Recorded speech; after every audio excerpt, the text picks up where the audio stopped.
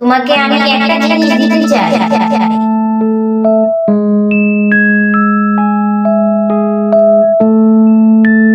নাও, জাদুর ইফতারি। এই ইফতারি তুমি যতই খাবে শেষ হবে না।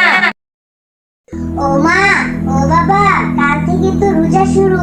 আমাদের ঘরে তো খাবার মতো কিছুই নেই। আমরা কি দিয়ে কাল সেহরি করব? হ্যাঁ রে মা, কাল থেকে তো রোজা শুরু। আমাদের মাঠে একটা ফুলকপি ক্ষেত আছে না, ওইখান থেকে কিছু ফুলকপি দেখে কালকে বিক্রি করতে পারি কিনা দেখি। ও বাবা, ও মা, আমি মাঠে গিয়ে আমাদের ফুলকপি ক্ষেতটি গিয়ে ঘুরে দেখে আসি। আমাদের ফুলকপি কেমন হয়েছে? তোমারে, তুই তো অনেক ছোট, তুই গিয়ে একা মাঠে কিভাবে যাবি? কোনো বিপদ আপদ যেন আবার না হয়, আল্লাহ না দে। ও বাবা, ও মা, আমি একা যাব কেন? আমার বান্ধবী টুম্পা আছে না, ওকে সাথে নিয়ে আমাদের মাঠে যাব ফুলকপি দেখতে। এই বলে টুম্পা এখান থেকে চলে গেল। আরে আরে, ওই তো দেখা যাচ্ছে আমার বান্ধবী রূপা আসতেছে। অনেক ভালো হয়েছে, এখন আমরা দুজন খেলবো অনেক মজা করে। কি গো টুম্পা, এখানে দাঁড়িয়ে দাঁড়িয়ে কি করছিস? তোর কি খবর? আস, আমাদের ফুলকপি ক্ষেতের মাঠ থেকে আসি, ওইখানে গিয়ে আমাদের ফুলকপিগুলো দেখে আসি। চল, আমার সাথে যাবি? আচ্ছা চল, আমরা দুইজন গিয়ে ফুলকপিগুলো দেখে আসি মাঠে। তারপর ওরা দুইজন ক্ষেতের উদ্দেশ্যে রওনা হলো।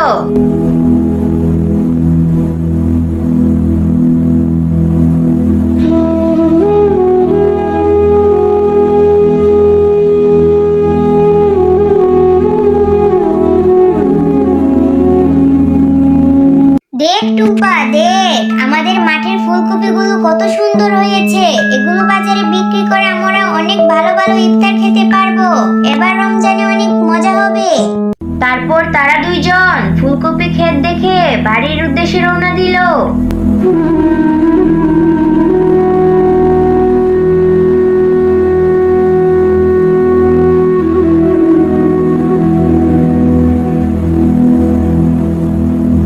কি গো টুম্পা মা, সারাদিন তুই কোথায় ছিলি? আর রূপা দেখছি তোর সাথে।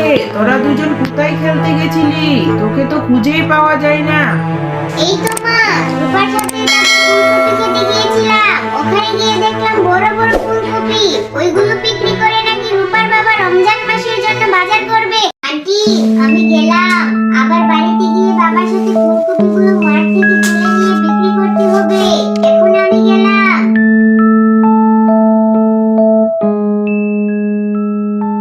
টুম্পা, তুই ঘরে যা, আমি একটা কাজ সেরে আসতেছি ঘরে।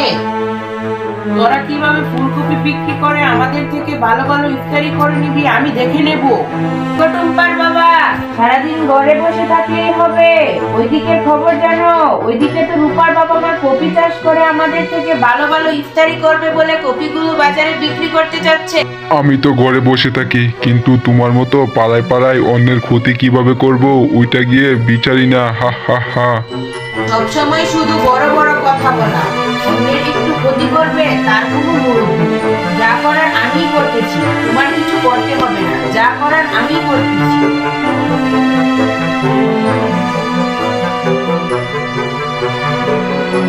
ও বাবা, ও মা, আমি দেখে আসলাম আমাদের ফুলকপিগুলো অনেক বড় হয়েছে।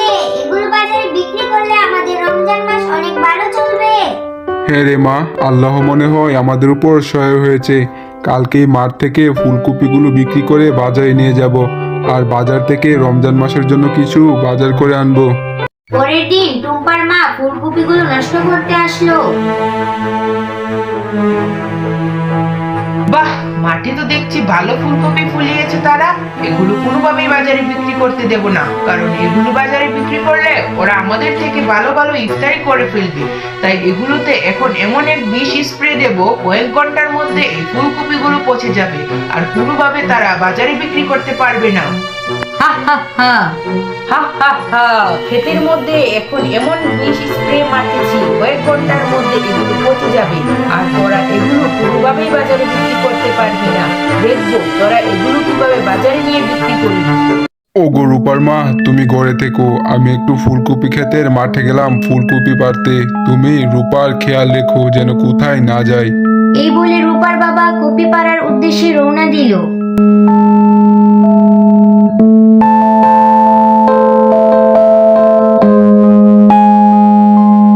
আল্লাহ, এ কি আমাদের সর্বনাশ হলো। কালকেই তো রূপা ফুলকপিগুলো কত ভালো দেখে গিয়েছিল, আর কিছুক্ষণের ভেতর এগুলো কিভাবে পচে গেল। এখন আমাদের রমজান মাস কিভাবে চলবে? আমরা কি করবে এখন? এই কথা বলে টুম্পার বাবা সেখান থেকে চলে গেল বাড়ির উদ্দেশ্যে।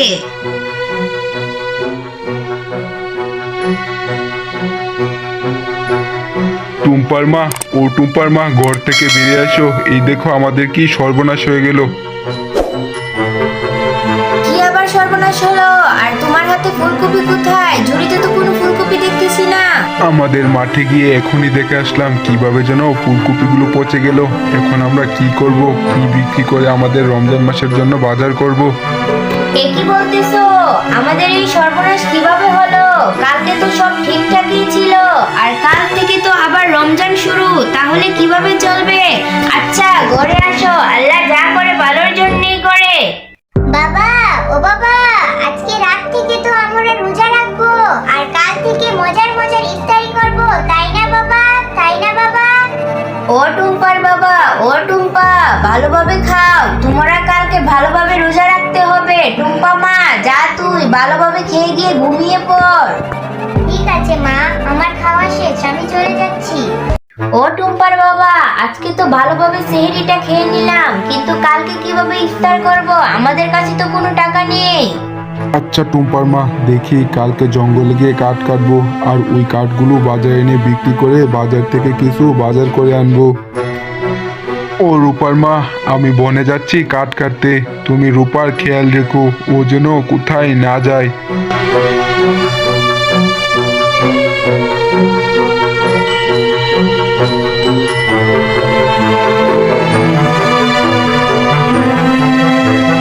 আজকে যেইভাবে হোক কাঠ কেটে বাজারে নিয়ে বিক্রি করতে হবে।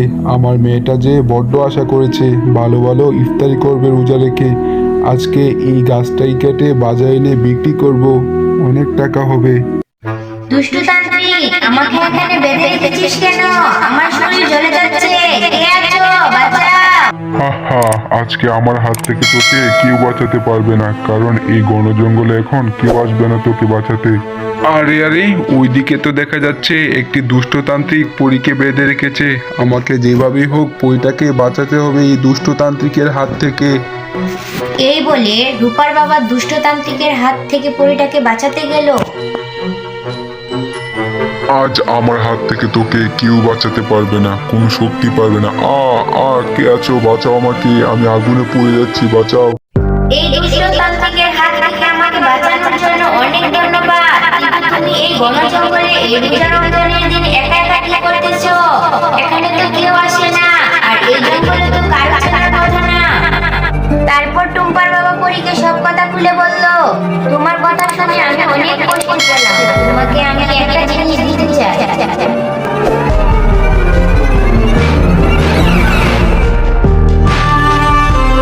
নাও, জাদুর ইফতারি। এই ইফতারি তুমি যতই খাবে শেষ হবে না। এই কথা বলে পরী চলে গেল। যাই হোক, আল্লাহ যা করে ভালোর জন্যই করে। এবার রোজাটা ভালোভাবে কাটবে। তারপর পরী দেওয়া জাদুর ইফতারি নিয়ে রূপার বাবা বাড়িতে চলে গেল। বাবা, ও বাবা, এতগুলো ইফতারি কোথা থেকে এনেছো? তুমি তো জঙ্গলে কাঠ কাটতে গিয়েছিলে, কিন্তু এতগুলো ইফতার কোথা থেকে এনেছো? তারপর টুম্পার বাবা টুম্পাকে সব কথা খুলে বলল কিভাবে সে এই জাদুর ইফতারিগুলো পেয়েছে। ও বাবা, ও মা, এখন থেকে তো আমাদের আর কোনো ইফতারি কিনে খেতে হবে না। এই ইফতারিগুলো দিয়ে আমরা রমজান মাস খেতে পারবো। হে রে মা, তুই ঠিকই বলেছিস। এখন থেকে আমরা ভালোভাবে ইফতারি করতে পারবো, আর কোনোদিন ইফতারি শেষই হবে না।